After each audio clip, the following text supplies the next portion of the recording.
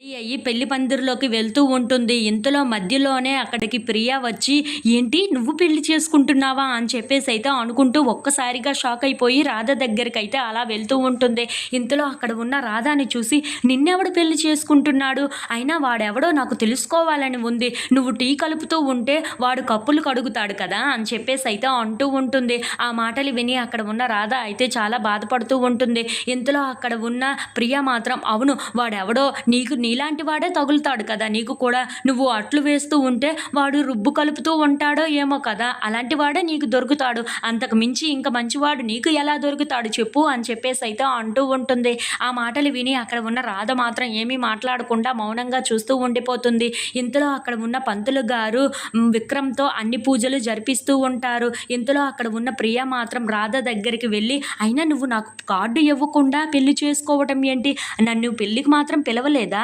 ఎవరినైనా పిలిచావా లేదా ఇంతకి? లేదంటే ఇది దొంగ పెళ్ళా?" అని చెప్పేసైతే అడుగుతూ ఉంటుంది. ఆ మాటలు విని అక్కడ ఉన్న రాధ అయితే ఒక్కసారిగా షాక్ అయిపోయి ప్రియ వైపు అలా చూస్తూ ఉండిపోతుంది. "అవును నువ్వేమైనా దొంగతనంగా ఈ పెళ్లి చేసుకుంటున్నావా ఏంటా? కనీసం ఎవ్వరికీ తెలియలేదే" అని చెప్పేసైతే అంటూ ఉంటుంది. ఆ మాటలు విని అక్కడ ఉన్న రాధ మాత్రం ఏమీ మాట్లాడకుండా అక్కడి నుండి అయితే వెళ్ళిపోతూ ఉంటుంది.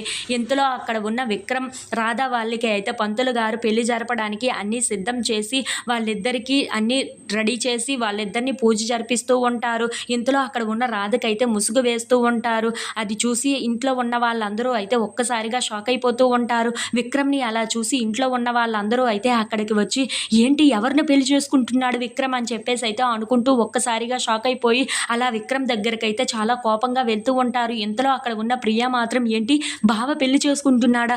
నన్ను తప్ప ఇంకెవరిని చేసుకుంటున్నాడు" అని చెప్పేసైతే అనుకుంటూ ఒక్కసారిగా షాక్ అయిపోయి అలా చూస్తూ ఉండిపోతుంది.